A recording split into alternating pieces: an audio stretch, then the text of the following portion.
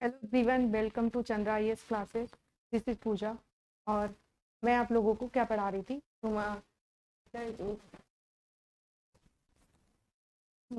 मैं आप लोगों को क्या पढ़ा रही थी? Human digestive system. मैंने ह्यूमन सिस्टम पढ़ा था, जिसमें मैंने सबको डिफाइन किया था और जिसमें मैंने पहला टॉपिक लिया था ह्यूमन डाइजेस्टिव सिस्टम। ठीक है, तो मैं आप लोगों को वहाँ पे स्टमक पढ़ा रही थी, लेकिन जानते हैं उसमें मैंने मतलब आहार नाल, एलिमेंट्री कैनाल, पहले हेडिंग डाल देते हैं। एलिमेंट्री कैनाल हमारा चल रहा था, एलिमेंट्री कैनाल। ठीक, एलिमेंट्री कैनाल यानी आहार नाल चल रहा था। ठीक है, आहार नाल। ठीक, जिसमें हम लोगों ने कहाँ तक पढ़ा था? हम लोगों ने माउथ, बक्कल कैविटी के बारे में पढ़ा था। और फर्स्ट हम लोगों का हो गया था बक्कल कैविटी, बक्कल कैविटी या माउथ। ठीक है, माउथ के अंदर से भोजन स्टार्ट हुआ था और अंदर के पार्ट को ही बक्कल कैविटी कहते हैं। ठीक है, माउथ, माउथ भी कह सकते हो। ठीक, दूसरा हम लोगों ने फेरिंक्स पढ़ा था, लेकिन हम लोगों के मतलब बक्कल कैविटी में क्या दो चीज और आएंगी, टीथ आएगा और एक टंग आएगा। ठीक, टीथ और टंग के बारे में भी हम लोगों को पढ़ना है। क्लियर? क्या पढ़ना है? टीथ और टंग। ठीक है, बक्कल कैविटी में हम लोगों ने अभी ये उसने कल छूट गया था, ये दोनों टीथ और टंग के बारे में। दूसरा हमारा आया था, क्या था? हाँ, फेरिंग्स। फेरिंग्स था, ये भी हम लोगों ने पढ़ लिया, जिसको हिंदी में बोलते हैं ग्रसनी। क्या बोलते हैं? ग्रसनी। ठीक, हम लोगों ने ग्रसनी के बारे में भी पढ़ा था। थर्ड हम लोगों का था ईशोफेगस, ईशोफेगस या ग्रास नली या फूड पाइप, जो भी कह सकते हो, ग्रास नली और फूड पाइप, ये हो गया था। और लास्ट में हम लोग चल रहे थे स्टमक। मैं स्टमक पढ़ाऊंगी आज, क्योंकि इसमें मैंने थोड़ा सा पढ़ाया था, फिर से रिवीजन करूंगी। उसके पहले हमें ये दोनों टॉपिक, क्योंकि बक्कल कैविटी वाला टॉपिक जब आप लोग लिखिएगा, वहीं पे आपको टीथ और टंग के बारे में लिखना है। ठीक है, तो फर्स्ट बक्कल कैविटी में हम लोग टीथ के बारे में पहले पढ़ेंगे। ठीक है, इसके पहले जब आप कल वाला वीडियो जब देखेंगे तो बहुत अच्छे से समझ में आने लग आएगा, क्योंकि उसी से रिलेटेड है। जब तक पीछे नहीं देखेंगे आपको ये नहीं समझ में आ रहा है क्या पढ़ाया जा रहा है। ठीक है, इसलिए पहले पीछे जाके देखिए। ठीक, देखिए, अब हम आप लोगों को तीत के बारे में बताएंगे। जैसे हमारा जो तीत होता है, पहले बात तो थीकोडॉन, क्योंकि सॉ जॉकेट बोन, एक ऐसा सॉ जॉकेट बोन में हमारा तीथ अरेंज रहता है, ऐसे, ये सॉ जॉकेट बोलते हैं इसको, और इस तरह से तीथ अरेंज रहता है। ठीक है, तो इसलिए इसको थीकोडॉन कहते हैं। ठीक है, जॉ बोन, किसमें? जा बोन। ठीक है, एक जॉ बोन में अरेंज रहता है, इसलिए इसको थीकोडॉन कहते हैं। तो हमारा दांत किस में अरेंज रहता है? एक जॉ बोन में। ठीक है, ये मसूड़े जिसको कहते हैं, तो इसी वजह से इसको थीकोडॉन कहते हैं। क्या कहते हैं? थीकोडॉन। थीकोडॉन क्यों कहते हैं? क्योंकि हमारा जो टीथ होता है एक जॉ बोन में अरेंज रहता है। क्लियर? उसके बाद दूसरा टॉपिक आता है, हमारा जो टीथ होता है वो डायोफायोडॉन्ट कहलाता है। डायोफायोडॉन्ट इसलिए कहलाता है, अभी मैं इसको समझाऊंगी क्यों कहा जाता है। देखिए, डायोफायोडॉन्ट मतलब इसका हिंदी होगा दो बार निकलने वाले, फायोडॉन्ट। ठीक, डायोफायोडॉन्ट कहते हैं, अभी मैं क्लियर करती हूँ। तीसरा इसको कहते हैं हेट्रोडॉन्ट। हेट्रोडॉन्ट क्यों कहते हैं? क्योंकि इसमें हमारे जो तीत होते हैं, चार तरह के तीत होते हैं। कितने कितने तरह के तीत? तो तीसरा टॉपिक क्या होता है, इसको क्या कहते हैं? हेट्रोडॉन्ट। हेट्रो मतलब डिफरेंट, ठीक है, डॉन्ट मतलब तीत, डिफरेंट प्रकार के तीत। तो हमारे तीत में चार तरह के तीत होते हैं ना, इंसीजर, कैनाइन, प्रीमोलर, मोलर, ये चार तीत होते हैं। ठीक है, इसलिए इसको हेट्रोडॉन्ट कहते हैं। इसको डायोफायोडॉन्ट क्यों कहते हैं? क्योंकि कुछ दांत ऐसे होते हैं जो लाइफ में एक बार निकलते हैं और दो बार निकलते हैं, और कुछ होते हैं जो दो बार निकलते हैं। तो जो दो बार निकलते हैं जो टीथ, वो डायोफायोडॉन्ट कहलाते हैं, और जो टीथ एक बार निकलते हैं उसको मोनोफायोडॉन्ट कहलाते हैं। तो जो बच्चों के कुछ मोनोफायोडॉन्ट, ठीक है, आप लोग एक चीज फील किए होंगे कि बच्चों के दांत एक बार निकल के टूट जाते हैं, तो उनके जो दांत एक बार निकल के टूट जाते हैं, दोबारा आते हैं, इसीलिए उसको डायफाइडॉन्ट कहते हैं। लेकिन बच्चों में ही कुछ दांत होते हैं जो उनके जब वो बच्चे होते हैं उस समय उनके वो दांत होते ही नहीं है। क्यों? क्योंकि वो दांत जो लाइफ में एक ही बार आते हैं उसको कहते हैं मोनोफायोडॉन्ट। समझ में आया? डायफाइडॉन्ट मतलब 2 बार निकलने वाली तीत, 2 बार। तो थोड़ा सा इरेज करते हैं फिर बताते हैं। ठीक, डायफाइडोंट का मतलब होता है 2 बार निकलने वाले तीत, जो लाइफ में 2 बार निकलते हैं। ठीक है, निकलने वाले दांत। ठीक, ठीक। और जो आपके लाइफ में एक ही बार निकलते हैं मोनोफाइडोन कहते हैं। जैसे बच्चों के हमारे 20 टीथ ही निकलते हैं, वही दांत केवल डायफाइडोन कहलाते हैं, क्योंकि वो दांत हमारे पास भी है और जब हम बच्चे थे तो तब भी हमारे पास था। लेकिन हमारे कुछ दांत ऐसे हुए हैं जो उस समय नहीं थे, अब आए, मतलब जब वो बचपना निकल गया उसके बाद तो एक ही बार निकला ना लाइफ में, तो इसीलिए उसको बोलते हैं मोनोफाइडोन। तो जो डायफाइडोन में कितने टीथ आते हैं आपके? 20 टीथ आते हैं। कितने आते हैं? 20 टीथ। क्लियर? और जो मोनोफाइडोन में आते हैं इसमें 12 टीथ आते हैं। अभी मैं इसको क्लियर करूंगी कि कौन से 12 टीथ इसमें आते हैं और कौन से ऐसे 20 टीथ हैं जो बार बार निकलते हैं। क्लियर? ये चीज मैं अभी आपको क्लियर करती हूँ।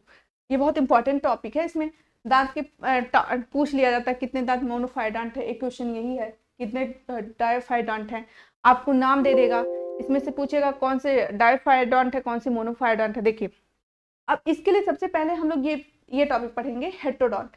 मैं पहले हेटेरोडोंट बताती हूँ कि हमारे तीत कौन कौन प्रकार के होते हैं। ठीक है, तो ये दांत के ऐसे नाम आता है। थीकोडोंट, हम लोगों का दांत थीकोडोंट है। जानते हैं जो आपके छोटे छोटे जीव होते हैं उन लोग का थीकोडोंट ने, उन लोग का भी एग्जाम्पल दे देगा, जैसे रेप्टाइल्स का दे देगा और सबका दे देगा। तो उनके 100 जॉकेट बोन में जिसका जॉ बोन, हम लोगों का जॉ बोन है ना, मसूढ़ा वाला, ये क्या कहते हैं इसको, जॉ बोन ही बोलते हैं। ठीक, उसमें जिसका अरेंज होता है, ठीक है, सॉकेट है एक, ऐसे देखिए ऐसे है, ऐसे इसमें हमारा दांत एक जड़ है, ये रूट हमारा एक जॉ बोन में रहता है। ठीक है, इसमें जॉ बोन में। ठीक है, इसीलिए इसको थीकोडोंट कहते हैं। क्लियर? ये जॉ बोन ऐसे, आप डॉक्टर क्या देखते होंगे फिगर में देखिएगा तो उसमें ऐसे दिया हुआ दांत। ठीक, चलिए आप अपने अंदर फील करते हैं। तो पहले मैं हेटेरोडोंट क्लियर करती हूँ, पहले मैं ये टॉपिक क्लियर करती हूँ तो ये और ये अपने आप क्लियर हो जाएगा। ठीक है, तो फर्स्ट, और थीकोडोंट तो क्लियर है, हेटेरोडोंट।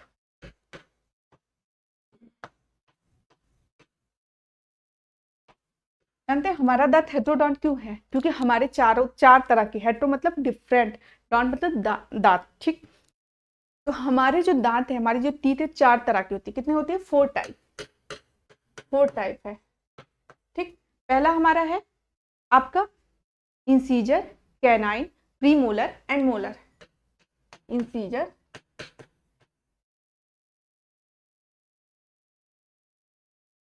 कैनाइन, प्रीमोलर,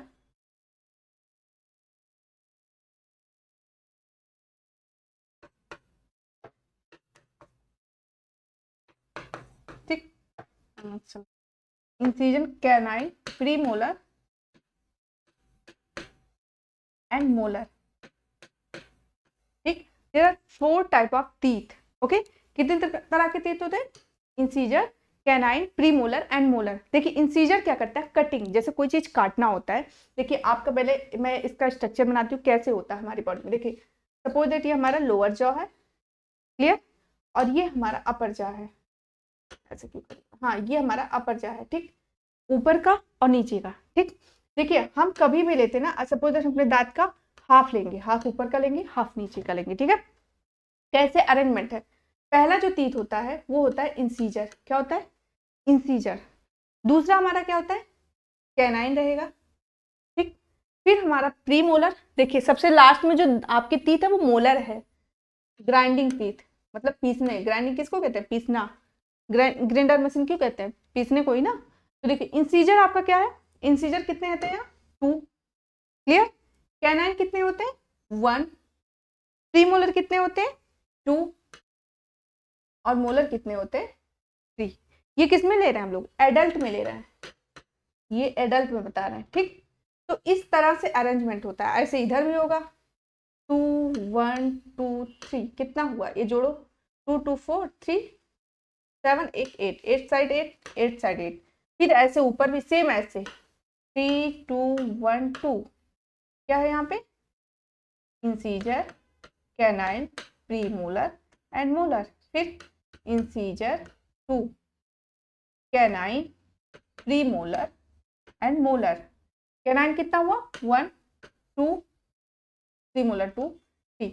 अब इधर भी एक, कुल कितने हो गए 8 8 8 8 8, कितने हो गए 4 हो गए, सॉरी 4 टाइम 8 कितने हो गए 32 हो गए। क्लियर।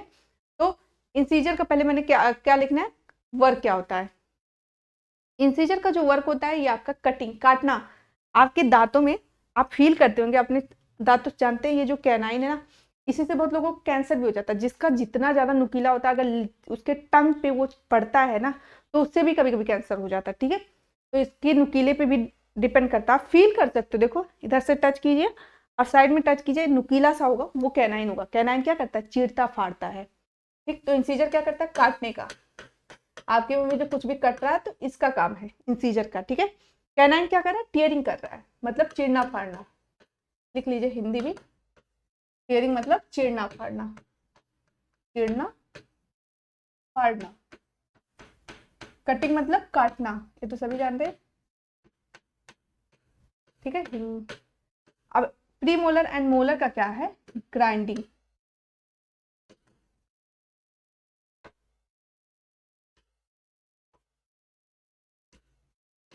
ग्राइंडिंग का क्या मतलब होता है, पीसना। ठीक है, कोई चीज कैसे ग्राइंड किया जाता है। क्लियर। तो ये इसका सबका वर्क हो गया, ग्राइंडिंग, प्रीमोलर, मोलर। देखिए साइड के दांतों से आप पीस कर खाते ही है। ठीक है, आप अनुमान लगा सकते हैं। और जो नुकीला वाला आपका चीरने वाला वो कैनाइन हो गया, और सबसे पहले आपका सबसे पहले आपका इंसीजर। तो ये देखिए, अब इसका फ्लोरल फार्मूला देखिए, जो मैंने ये बनाया यहीं पे लिख देती हूँ कि फ्लोरल फार्मूला कैसे निकालते हैं। क्लियर। फ्लोरल फार्मूला, सॉरी मैं बॉटनी कर रही हूँ, dental formula. Floral formula botany में होता है। ठीक है, डेंटल फॉर्मूला। पहले मैं किसका निकाल रही हूँ, पहले मैं एडल का, ये एडल का डेंटल फार्मूला कैसे लिखेंगे, देखिए incisor, canine, premolar, molar, same like that, incisor, canine, premolar and molar. Incisor कितना है, पहले बताए 2 1 2 3, 2 1 2 3 इंटू 2, हाफ लिया फिर हाफ इधर, तो 2 हुआ ना दोनों साइड का। अरे ये देखिए, इधर साइड का इधर साइड का 2 ऊपर हो गया, इंटू, और इधर साइड का 2 नीचे हो गया। तो कितना हो गया 16। मैं कहाँ लिख देती हूँ, ये एडल्ट हटा के मैं यहाँ एडल्ट ला देती हूँ। ठीक है, एडल्ट, एडल्ट डेंटल फार्मूला ये है। ठीक है, अब यहाँ पे देखिए, यहीं पे मैं आगे लिख रही हूँ। देखिए अब कितना हो गया 16/16, यानी कुल कितने हुए 32। ये एडल्ट का डेंटल फार्मूला है। ठीक, अब मैं आपको बताती हूँ बच्चे का। ठीक है, बच्चे में जानते हैं क्या होता है, ये जो प्री मोलर होता है, इनका जो प्री मोलर होता है और ये जो मोलर होता है, ये दोनों अब्सेंट होते हैं। Molar third molar. ठीक है, बच्चे का डेंटल फार्मूला,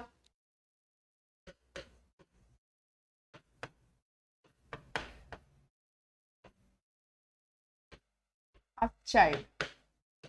ठीक, उसका क्या होगा, देखिए मैंने बताया था incisor, canine, D molar and molar. ठीक,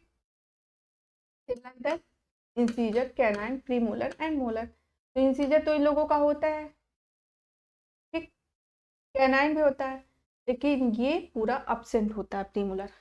और जो मोलर होता है ये इनका थर्ड मोलर एब्सेंट होता है, यानी तो ही तो बचा। फिर 2 1 0 2, ये बच्चे का होता है। ठीक है, तो कितना हुआ इंटू टू दोनों साइड होता है, सेम वैसे ही ना। इधर हाफ लेंगे, ये होगा, एक होगा, और ये सॉरी ये 2 होगा, एक होगा, और यहाँ पे 0 हो जाएगा, यहाँ पे 2 होगा। सेम ऐसे इधर भी होगा, 2 1 0 2, और ये दोनों साइड होगा इंटू 2, यानी 10, 5 इंटू 10, हाँ 10/10 इक्वल 20। ये हो गया आपके डेंटल फॉर्मूला ऑफ चाइल्ड। तो अब यहाँ पे मैं मोनोफायोडोंट और डायोफायोडोंट आपको क्लियर करूंगी कि जो एक बार निकलता है। देखिए ये बचपन में तो निकला नहीं आपका, कौन सा डायोफायोडोंट में कौन से आएगा बता देते पहले। फायोडोंट में ये आपके पूरे आएंगे ना, ये जो इंसीजर, कैनाइन, मोलर, 2 मोलर, ये दोनों डायोफायोडोंट हुए। क्यों? क्योंकि ये आप जब बच्चा था तब भी था उसके, और जब आप ये पूरे दांत गिर गए, जब फिर से न्यू दांत आए तब भी ये दांत थे। तो ये दांत पहले से था ना। ये जो आपका ये जो टीथ है इसके, ये प्री मोलर, और यहाँ पे एक मोलर एब्सेंट है, एक मोलर एब्सेंट, थर्ड मोलर नहीं है ना, थर्ड मोलर, यहाँ पे भी थर्ड नहीं है। क्लियर? तो ये दांत सिर्फ एक बार आएंगे ना, और ये सारे दांत तो 2 बार आ चुके, एक बार बचपना में और एक बार जब आप एडल्ट हुए। ठीक, पहले हम लोगों के पहले ये दांत पहले से थे ये सब। तो डायोफायोडोंट ये 20 टीथ हुए ना, 20 टीथ हुए तो यही हुए, यही 2 1 2, और ये पूरे 20 टीथ हमारा डायोफायोडोंट, क्योंकि बचपन में तो है, ये बड़े होने पे होगा। लेकिन मोनोफायोडोंट में कौन से आएंगे? मोनोफायोडोंट में देखिए कौन से आते हैं। मोनोफायोडोंट, ठीक, मोनोफायोड मतलब मोनो मतलब एक, डॉन्ट इसमें जब इसका मतलब होता है 2 बार निकलने वाले दांत, तो इसका मतलब होगा 1 बार निकलने वाले दांत।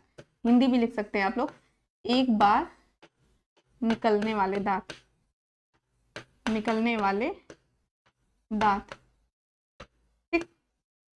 और ये 2 बार, ठीक है, 2 बार में ये दोनों बार, एक बार बचपना में निकला और बड़े होने पे ये निकले। लेकिन अब मोनोफायोडोंट में आप देख लीजिए एक चीज बताइए, ये आएगा ना, ये सीधे बड़े होने पे निकलेगा, अभी नहीं निकला है, तो क्या नाम है इसका? प्रीमोलर। और प्रीमोलर कितने टीथ थे? प्रीमोलर कितने टीथ है? 2 ना, तो ये 2 हो गए। प्रीमोलर कितने हुए? 2, एक साइड का भी, अभी एक साइड का ले रहा है, इसका एक साइड का प्रीमोलर। अच्छा एक चीज देखिए, थर्ड इसमें देखिए, वैसे तो 3 होते ना मोलर, मैंने प्रीमोलर का बताया। अब मोलर वैसे देखिए, प्रीमोलर जो थे नहीं निकल रहे बच्चों में, और एक मोलर नहीं निकल रहा, एक मोलर नहीं निकल रहा है, ठीक है। देखिए यहाँ पे कहाँ गया, हाँ, देखिए एक मोलर एब्सेंट है, तो प्री मोलर, थर्ड मोलर, यानी 1, यानी टोटल 1 टीथ, ये टोटल मिला के कितने हुए? 3 टीथ। अब देखिए 3 इस साइड, 3 इस साइड, 3 इस साइड, चारों तरफ 3 3 होंगे ना, जैसे 3 यहाँ एब्सेंट है, देखिए एक थर्ड मोलर एब्सेंट है और एक ये 2 मोलर एब्सेंट है, तो 3 इस साइड हुआ, 3 इस साइड हुआ, 3 इस साइड एब्सेंट हुआ, 3 इस साइड, तो कुल कितने मिला के हुए? 12 टीथ। ये क्वेश्चन आता है, तो कितने हुए? 3 तो हुए इंटू 4 हो गए ना, एक साइड, 2 साइड, 3 साइड, 4 साइड है ना, तो कुल कितने टीथ हुए? 12 टीथ मोनोफायोडोंट हुए। उसके अगर नाम पूछ जाएंगे तो pre molar and third molar, ठीक। यही हुआ टीथ के बारे में। क्लियर? थोड़ा सा डिटेल हो गया, डिटेल नहीं मतलब टाइम टेकिंग है, लेकिन इम्पोर्टेंट था, ठीक है। अब हम लोग टंग पे आते हैं। टंग में बहुत ज्यादा नहीं है, टंग एक फ्रीली मूवेबल मस्कुलर ऑर्गन है, मस्कुलर है ना, मसल से बना हुआ है, तो टंग के बारे में इतना ही लिख सकते हैं आप। टंग फ्रीली मूवेबल, मतलब फ्री मूव करता है, फ्री मूव करता है ना, मूवेबल, मस्कुलर, मसल से बना है, मस्कुलर ऑर्गन है, ऑर्गन ही है ना, ठीक। और क्या है ये? ठीक है, क्या फ्रीली मतलब फ्री मूव करने वाला मस्कुलर ऑर्गन, ठीक है। और दूसरा क्या, ये कहाँ से अटैच होता है? ये हमारे बेस से, मतलब जो बक्कल कैविटी के बेस से ये किससे अटैच होता है? ये फ्रीन्यूलम द्वारा अटैच होता है, देख सकते हैं, अटैच या बक्कल कैविटी से, फ्रीन्यूलम न्यूलम द्वारा अटैच होता है, ठीक, अटैच्ड होता है, ठीक है। इस पे टेस्ट बड पाए जाते हैं, आप लोग इसमें जानते हैं, इस पर टेस्ट बड पाए जाते हैं, टेस्ट बड पाए जाते हैं, ठीक है। क्या होता है? टेस्ट बड पाए जाते हैं। देखिए जैसे आपका टंग हुआ, ठीक, और इस पे डिफरेंट प्लेस पे डिफरेंट टेस्ट बड, जैसे पीछे बिटर, सावर मतलब खट्टे, सावर, और यहाँ पे स्वीट, बस इतना ही इसके बारे में लिखना है। ये जो डिफरेंट टाइप के टेस्ट देते हैं इसी के द्वारा, टेस्ट बैट के द्वारा। ये हमारा टर्म 2 टॉपिक छूटा था। अब फिर से हम लोग पुराने आते हैं। आपका तीत क्लियर हुआ, तीत पे ये पूछा जाता है, मैंने ये बहुत पूछा जाता है, वेरी इंपॉर्टेंट। जानते हैं इसका नाम भी पूछ लेता है, pre molar and third molar पूछता है, और पूछ लेता है कितने तीत होते हैं, और ये भी पूछ लेता है डायफ्राम पे कौन से तीत आते हैं, ठीक है।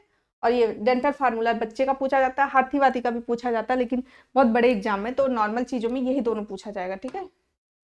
और इसके वर्क नहीं पूछते हैं इतना, लेकिन वैसे जान लीजिए ग्राइंडिंग का काम आपका प्री मोलर मोलर करता है बस, और कुछ नहीं है इसमें, ठीक है। अब हम लोग आते हैं अपने टॉपिक पे जहाँ कल थे, क्लियर। कल हम लोग कहाँ थे, स्टमक पे, ठीक। सर स्टमक पे हम लोग थे, ठीक है कल।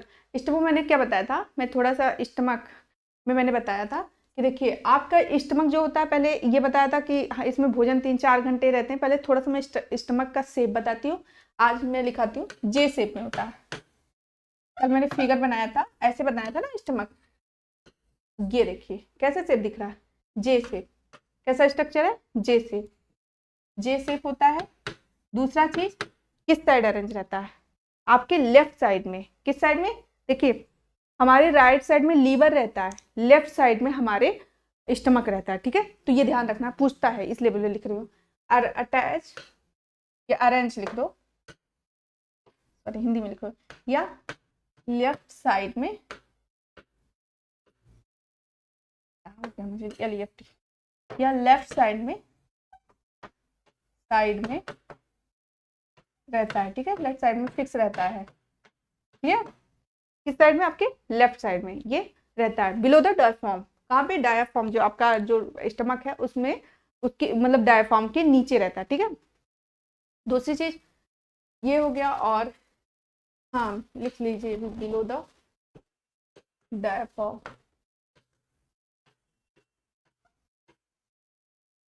ठीक। डायफ्राम के नीचे, डायफ्राम जानते हैं आपके जो वो पढ़ेंगे लंग्स वाला, तो उससे अटैच होता है, ठीक है।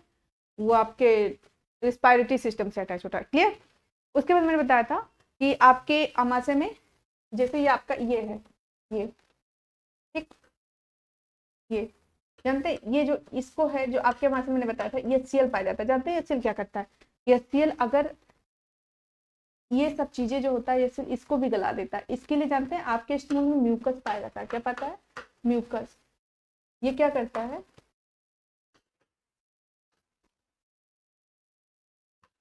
हाँ ये जो आपका स्टमक का यहीं पे सारी,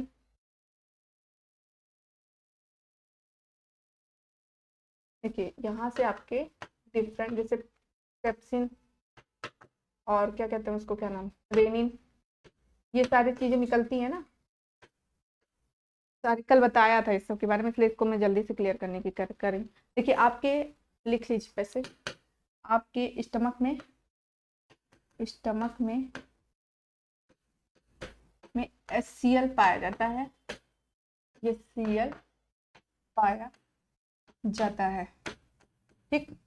सिक्रेशन होता है ये HCl,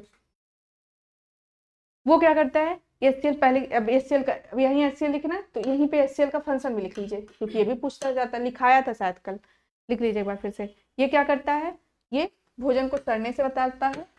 अब लिखा रहा है तो एक बार फिर से लिखा देते हैं, भोजन को सड़ने से बचाता है। और क्या करता है, एसिडिक मीडियम रखता है। जानते हैं जब लोग, आप लोग बहुत सोचते होंगे तो कभी फील करते होंगे, आप लोगों को एसिडिटी टाइप फील होता है, मतलब ऐसा लगता होगा जलन हो रहा है। ज्यादा सोचने से भी HCl का सिक्रेशन होता है, पता है। भोजन को सड़ने से बचाता है, क्लियर। दूसरा क्या करता है, आपके जो बैक्टीरिया वायरस आते हैं ना, जो माइक्रो ऑर्गेनिज्म आते हैं, उनको भी डाइजेस्ट कर देता है। माइक्रो ऑर्गेनिज्म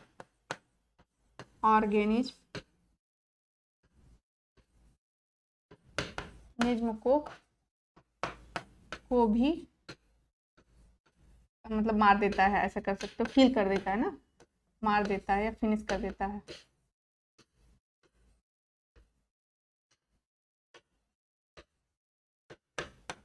ठीक है। और HCl जानते क्या करता है, और इस क्या करता है ये, हाँ मैंने बता दिया, माइक्रो ऑर्गेनिज्म को मारने से बचाता है। अब देखिए आपके अमाशय से 2 सेल होती हैं आपके स्टमक में, यहाँ पे मैं फिगर बता देती हूँ। यहाँ पे सेल होती है ऑक्जेंटिक सेल, ऑक्जेंटिक सेल, ठीक। दूसरा आपका आता है पैराइटल सेल, ठीक, ओके। ये सब सेल क्या करते हैं, ऑक्जेंटिक सेल से आपके क्या निकलते हैं, यहीं से सिक्रेशन ऑफ एचसीएल होता है, ये पहले बताना था, ठीक है। एक्सीएल का सिक्रेशन इसी से होता है, क्लियर। और एक चीज, हाँ ऑक्जेंटिक सेल को ही पैराइटल सेल कहते हैं, इसलिए कंफ्यूजन एग्जाम में क्वेश्चन आता है, अक्सर गलती होता है। ऑक्जेंटिक सेल ही पैराइटल सेल है, दोनों नाम पूछता है, अलग पेज में लिख देते हैं, ठीक है, यहाँ पे लिखते हैं, क्योंकि पूछता है एचसीएल का सिक्रेशन किस सेल से होता है। ऑक्जेंटिक सेल, ऑक्जेंटिक सेल और पैराइटल सेल से ही क्या होता है, एचसीएल का सिक्रेशन होता है। और फंक्शन मैंने आगे ही लिखा दिया, तो थोड़ा सा सिक्रेशन होता है, ठीक है, ये पहला वक्त। दूसरा आपका आता है चीफ सेल या पेप्टिक सेल। दूसरा सेल कौन सा है, चीफ सेल, आपके स्टमक सेल है, स्टमक के सेल, ठीक। दूसरा आता है आपका चीफ सेल और पैराइटल सेल। ये क्या करता है, ये सेल जो होता है ये आपके प्रोटीन डाइजेस्टिंग एंजाइम का सिक्रेशन करता है, ठीक। कौन कौन से, पेप्सिन एंड दूसरा रेनिन, ठीक। जो पेप्सिन होता है ये प्रोटीन को तोड़ता है, और रेनिन क्या होता है, केसिन को पैराकेसिन में टूटता है, ठीक है। ये मिल्क प्रोटीन, कैसा प्रोटीन है, मिल्क प्रोटीन डाइजेस्टिंग एंजाइम, ठीक। ये है इसके बारे में, क्लियर। अब आते हैं हम लोग डिओडिनम। कल मैंने जो कैसे होता है डिओडिनम, पहले डिओडिनम के बारे में बताते हैं। ये स्ट्रक्चर देखिए, स्टमक से, ये स्टमक था आपका, स्टमक से ऐसे ही निकलता हुआ जो सी शेप का स्ट्रक्चर होता है, इसी को डिओडिनम, इसी को क्या कहते हैं, डिओडिनम। ये आपका डिओडिनम, ये जानते हैं, ये डिओडिनम, ये आपके स्मॉल इंटेस्टाइन का पहला पार्ट है, ठीक है। आपका स्मॉल इंटेस्टाइन चलेगा, अब पहले स्मॉल इंटेस्टाइन का पहला पार्ट में ले रही हूँ, डिओडिनम, ठीक। डिओडिनम अलग नहीं है, स्मॉल इंटेस्टाइन का पहला पार्ट है, ठीक है। तो डिओडिनम से इस स्टार्ट करते हैं, ठीक है। अगला हम लोग स्टमक आगे ओपन होता है किसमें, डिओडिनम और ग्रहणी, हिंदी में इसको कहते हैं ग्रहणी,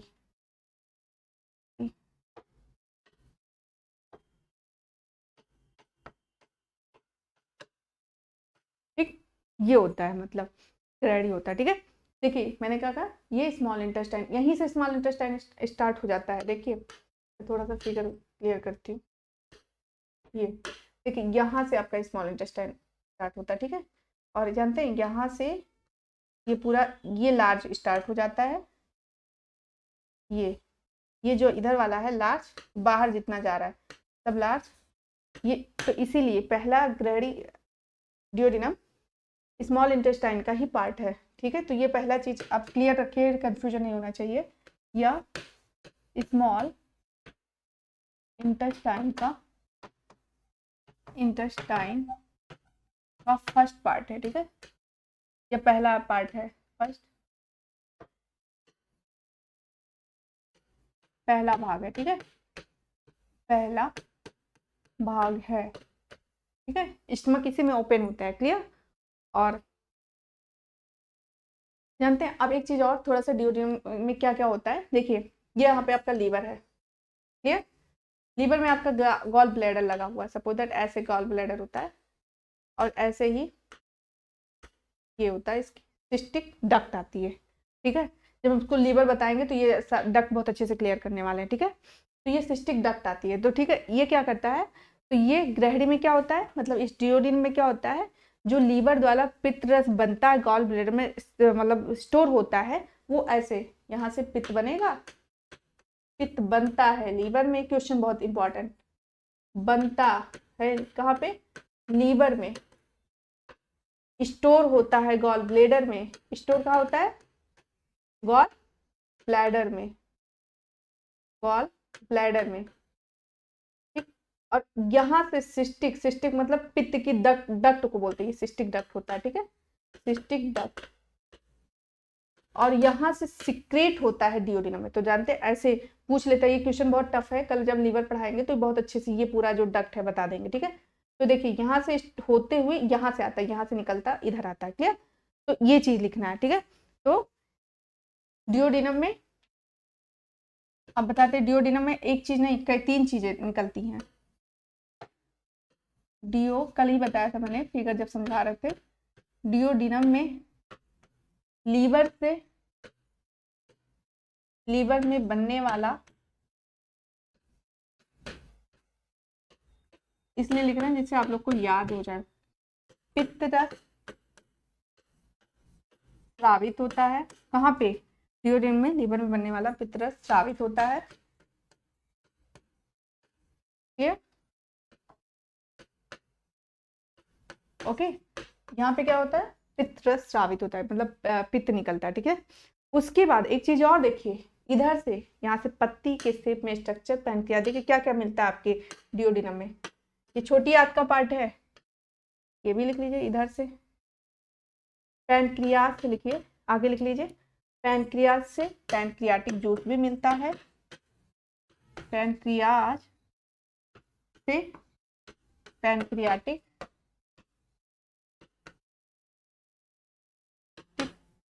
जूस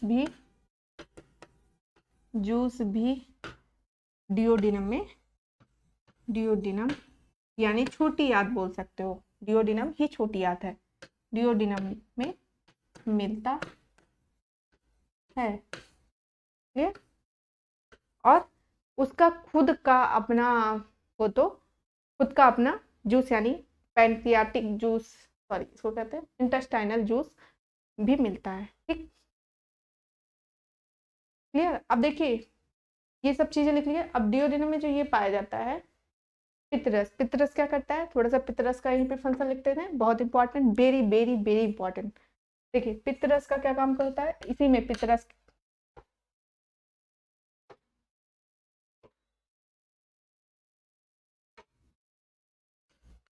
देखिए पित्तरस, मैंने पित्तरस के बारे में लिख देना, मुझे वो इस लाइन के पहले लिखना था, लेकिन मैं लिख देती हूँ, ठीक है। अब देखिए पित्तरस उसी में, अभी ग्रहणी में ही है, मतलब डिओडिनम में ही है, ठीक है।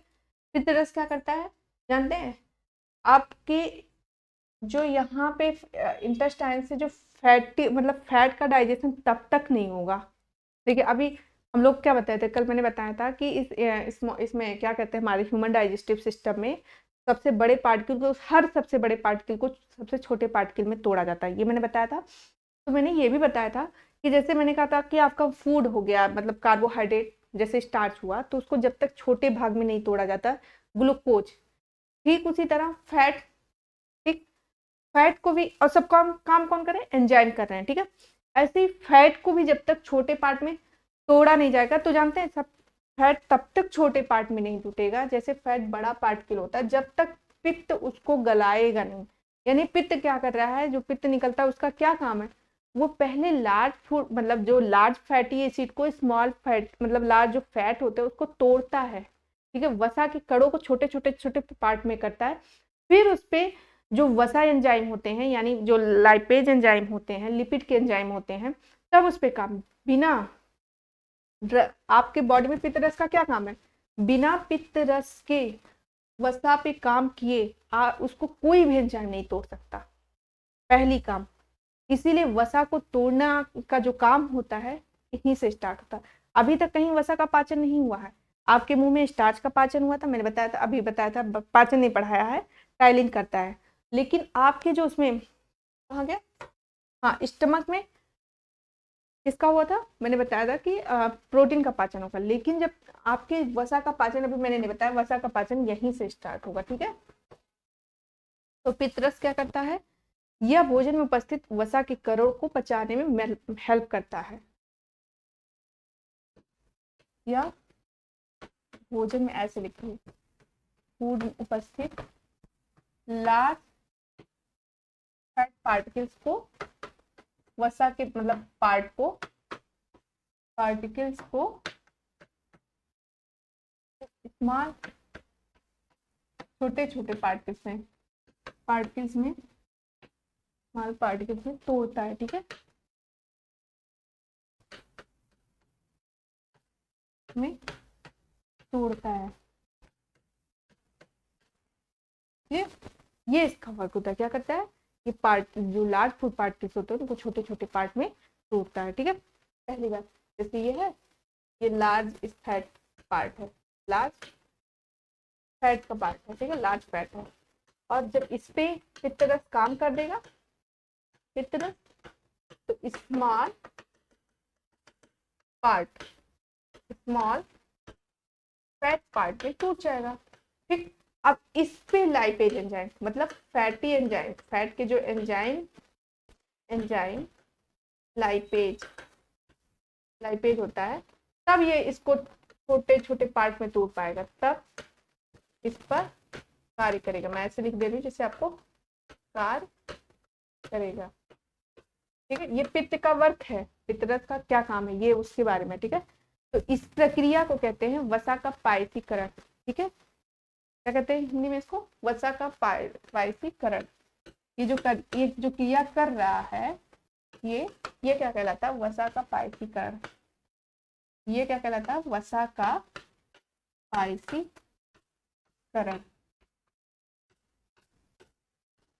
ठीक। ये प्रक्रिया वसा का पायसीकरण कहलाता है। दूसरा क्या काम है इसका, पित्तरस का, ये पहला काम हो गया, ठीक है। इसका दूसरा काम है, या फैटी एंजाइम को, लाइपेज एंजाइम को एक्टिव करता है, ठीक है, या लाइपेज एंजाइम को एक्टिव करता है,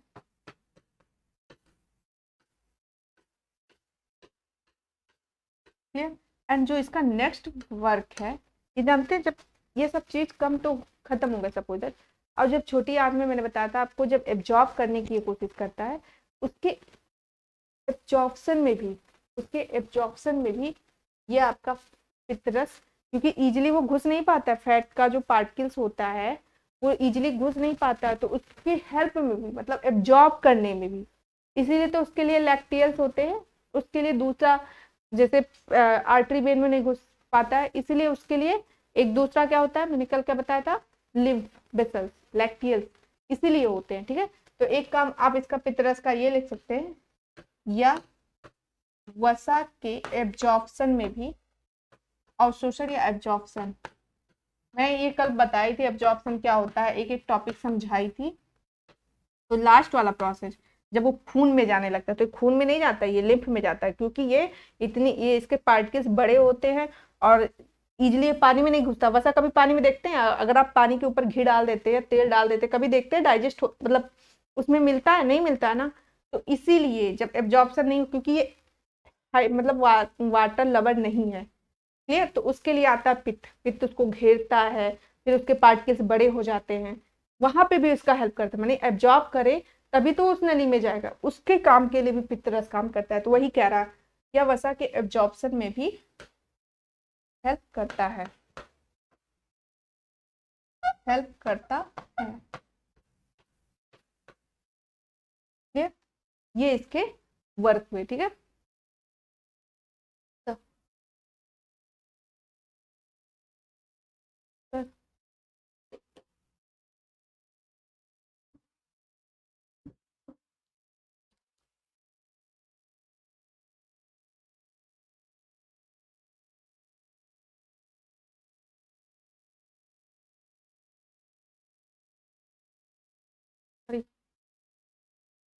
वेट, चलिए अब हम आते हैं छोटी आंत पे। ठीक, हम लोग कहाँ से पढ़ा रहे थे?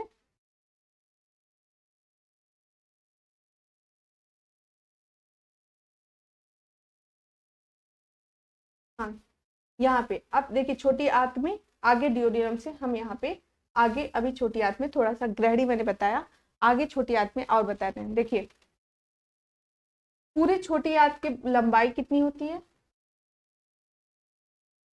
हाँ, अब पूरी छोटी आंत के वो छोटी आंत का ही पार्ट है। देखिए पूरी छोटी आंत की लंबाई के बारे में थोड़ा सा और लिख देते हैं।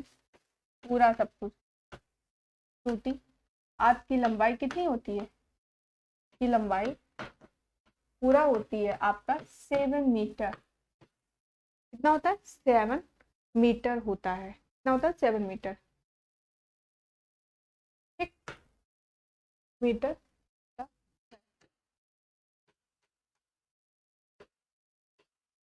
क्लियर? यह क्या करता है? भोजन के पूर्ण पाचन, जैसे फुल डाइजेशन कितने होता है? छोटी आंत में होता है। ठीक है, देखिए कैसे होता है, छोटी आंत पे आते हैं, इस फिगर में क्लियर करें, यहाँ पे बताते हैं। ठीक, देखिए यहीं से छोटी आंत शुरू हुआ, डिओडिनम से मैं बना रही।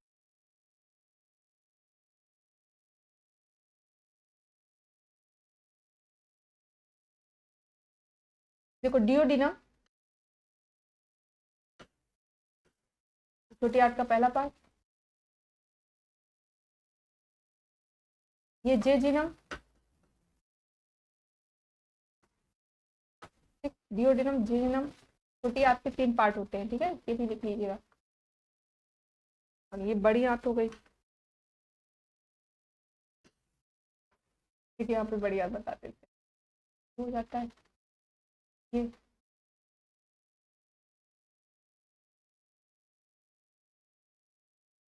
जो बाहर खुल, ये बड़ी आंत, ये रेड वाला छोटी आंत है। ठीक है, इसने छोटी बना दिया। अब ऐसे होता है अंदर, ये देखिए डिओडिनम आगे जाके इसमें ओपन होता है। कहाँ पे? आपके लार्ज इंटेस्टाइन में। Duodenum, jejunum, ileum, last ileum. तो छोटी आंत के 3 पार्ट हो गए, डिओडिनम, जेजिनम, इलियम। हम लोग डिओडिनम के बारे में पढ़ लिया है और अब हम लोग जेजिनम और इलियम के बारे में पढ़ रहे हैं। ठीक है, देखिए जो इलियम होता है आगे जाके कहाँ खुलता है? Ileocaecal valve. Ileocaecal, ileocaecal valve, ये वाल्व लगा है। ठीक है, क्योंकि बता रहे क्यों।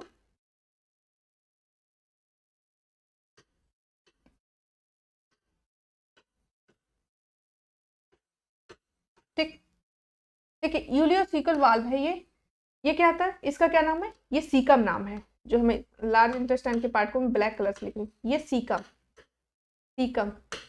ठीक, और ये इलियम। तो जब इलियम और सीकम आपस में ओपन होता है तो किस वाल्व से? इलियोसीकम वाल्व से। ठीक, ये जब लार्ज इंटेस्टाइन के पार्ट बताऊंगी तब सीकम के बारे में बताऊंगी, अभी मैं स्मॉल इंटेस्टाइन के बारे में बता रही हूँ। ठीक, तो ये क्या होता है इसमें? अब हाँ, इसी के बारे में बता रही थी कि छोटी आंत में क्या होता है। हाँ, छोटी आंत की लंबाई बताया मैंने, ये बता रही थी कि देखिए छोटी आंत में हमारा फुल पाचन मतलब एब्जॉर्प्शन किसमें होता है? छोटी आंत में बता होता है। और छोटी आंत के बारे में और लिखिए, इसमें अंगुली के समान माइक्रोबिलाई स्ट्रक्चर पाए जाते हैं। ठीक, इसमें लिख लीजिए, इसमें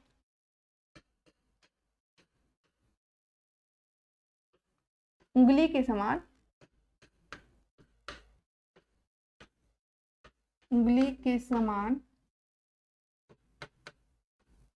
माइक्रोबिलाई, बिलाई नामक संरचना पाई जाती है। ठीक, देखिए ये मैं एक पोर्शन, सपोज मैं इतना पोर्शन जूम करके बता रही हूँ। ठीक, इतना।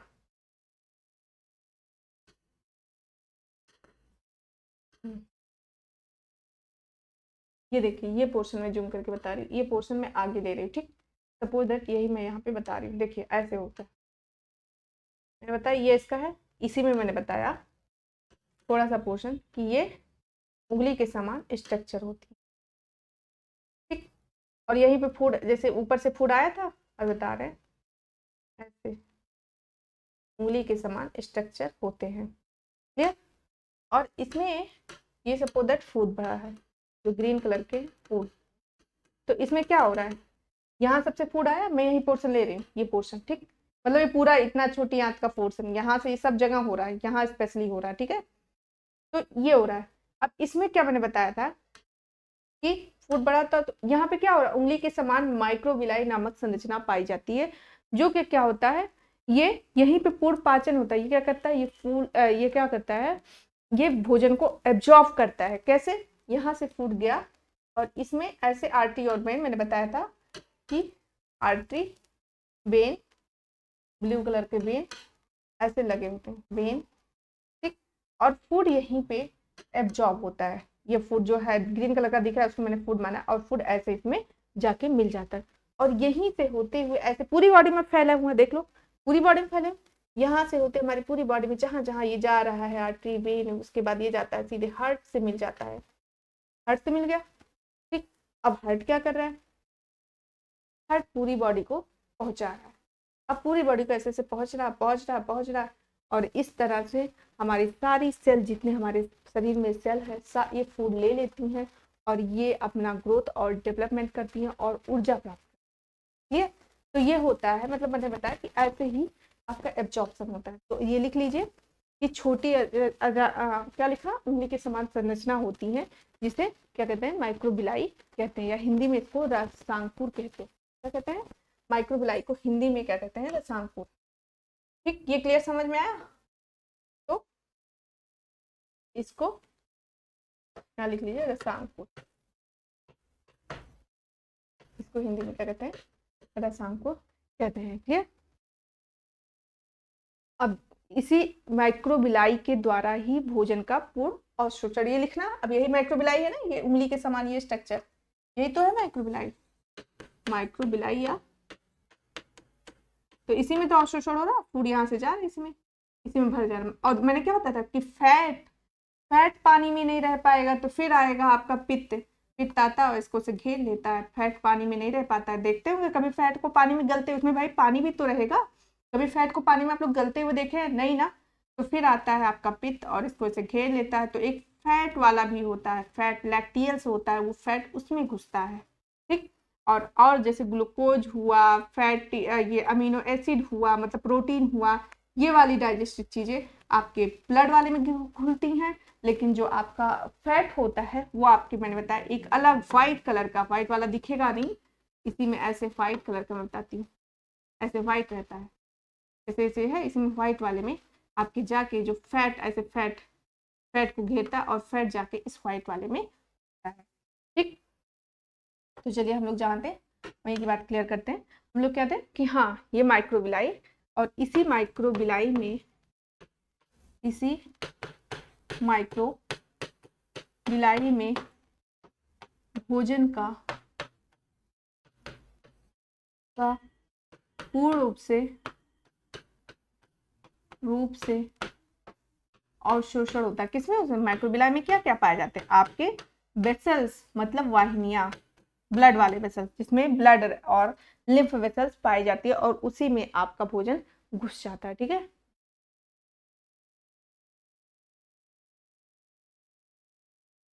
हाँ, अवशोषण होता है किसमें, और क्या क्या, जैसे आपके पोषक तत्व, भोजन में क्या आपके पोषक तत्व, ठीक है। और इस तरह आपकी छोटी आंत में भोजन का पूर्ण पाचन होता है, में भोजन का पाचन पूर्ण होता है, ठीक। ये कहाँ पे, छोटी आंत में। ओके, अब आते हैं हम लोग बड़ी आंत। अभी स्ट्रक्चर ही चल रहा है तो समझा भी दे रही हूँ कैसे हो जा, समझाने का प्रोसेस। अभी मैं सारे एंजाइम का वर्क अलग, एक दिन सारे एंजाइम जो पूछे जाते हैं वो अलग बताऊंगी, लेकिन मैं स्ट्रक्चर में थोड़ा सा क्लियर कर देती हूँ जिससे कंफ्यूजन ना हो। ठीक है, लार्ज इंटेस्टाइन, लार्ज इंटेस्टाइन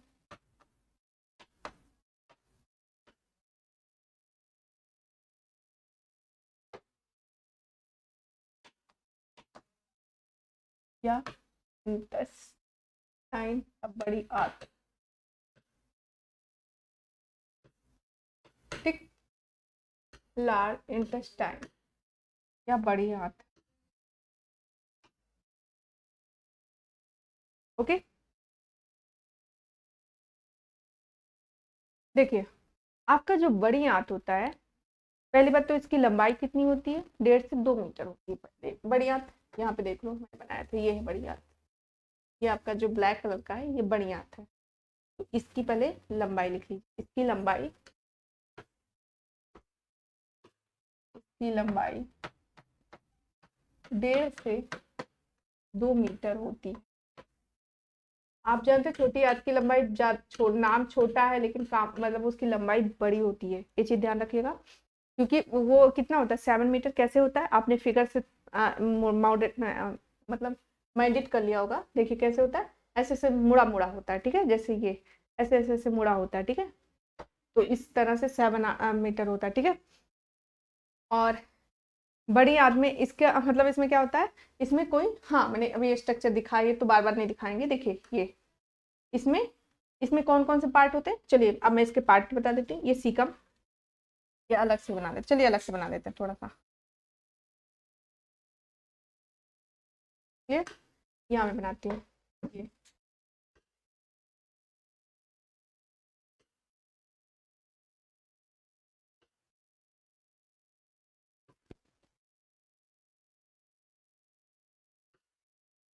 ये आपका बड़ी आंत है। ठीक है, क्लियर। अब इसके मैं यहीं पे नाम लिख देती हूँ। हाँ ये देखिए, ये हुआ सीकम। ठीक, ये हुआ अपेंडिक्स। अपेंडिक्स टाइप का बना दें। ये आपका हुआ अपेंडिक्स। ठीक, ये हुआ एनस। ठीक, एंड रेक्टम। ठीक है, इसमें जो ये वाल्व यहाँ पे छोटी आंत आपकी आके जुड़ती है, छोटी आंत आके ही जुड़ रही थी ना, ये इलियर इलियर नहीं जुड़े थे ना। ये जो वाल्व होता है इलियोसिकल वाल्व, इलियोसिकल वाल्व। ठीक, ओके, ये इसका रेक्टम है। देखिए इसमें कोई पाचन नहीं होता। ठीक है, इसमें सिर्फ वाटर, जानते हैं यहाँ पे किस चीज का एब्जॉर्प्शन होता है, जैसे जो आपका फूड यहाँ से जाता है और अनडाइजेस्ट फूड निकाल दिया जाता है एनस के थ्रू। ठीक, इसमें क्या होता है, जो आपके अनडाइजेस्ट जैसे वाटर हुआ, एक्स्ट्रा वाटर हुआ, ये सब चीजें ऑब्जॉर्ब कर लिया जाता है। क्या कहते हैं इसमें एब्जॉर्ब वाटर और ये सब चीजों का जल, और कहते हैं उसको, हाँ कुछ दवाइयाँ या कुछ खनिज लवणों का ही अवशोषण और किसी चीज का अवशोषण, क्योंकि यहाँ अनडाइजेस्ट फूड जाएगा ना इधर से, तो एक्स्ट्रा जो वाटर होगा वो निकाल दिया जाएगा। तो इसी से आप लोग रख लीजिएगा वाटर का अवशोषण और कुछ खनिज तत्वों का, मिनरल का, मिनरल। क्लियर, तो ये लिख लीजिए, यहाँ पे पाचन नहीं होता, यहाँ पर छोटी आंत में, छोटी आंत कह रहे हैं, बड़ी आंत में, बड़ी आंत में कोई पाचन नहीं होता।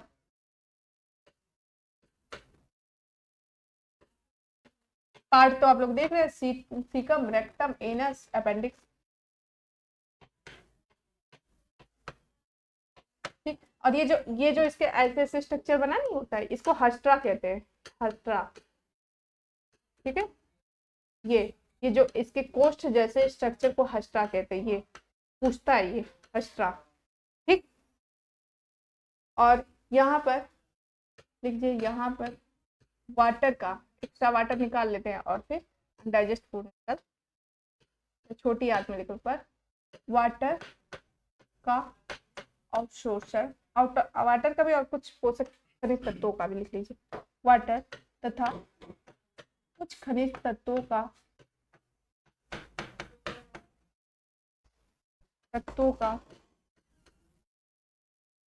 अवशोषण होता है, ठीक है।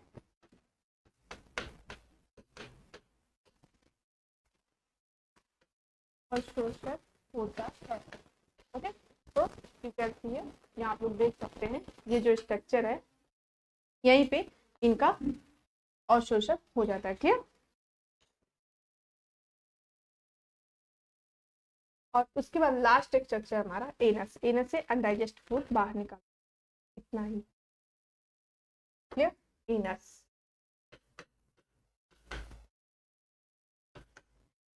क्लियर। क्या होता है एनस से, क्या होता है, इसमें जो भोजन के अपचित पदार्थ होते हैं वो एनस के द्वारा, देखिए, food undigested food are excrete out from this anus, लिख लीजिए, undigested food,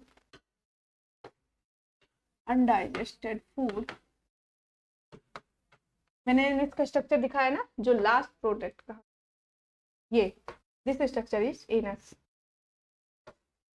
okay. Undigested food are excrete out, sorry, undigested food को एनस के द्वारा बाहर निकाल दिया जाता है, ठीक, बाहर निकाल लेते, निकाल दिया जाता है, ठीक है।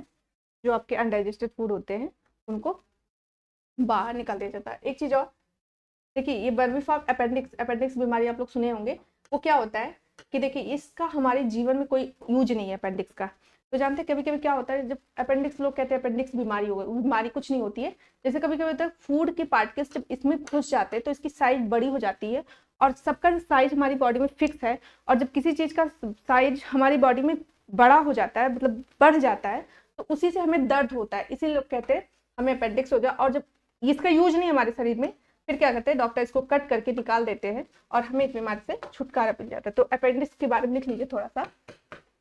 जानते हैं एक क्वेश्चन ये पूछा जाता है कि ये हमारी बॉडी में अपेंडिक्स का कोई यूज नहीं है, ठीक है। अपेंडिक्स अवशोषी अंग है, सॉरी उसको साइंस लैंग्वेज बोलते हैं अवशेषी अंग, हाँ अवशेषी अंग। अपेंडिक्स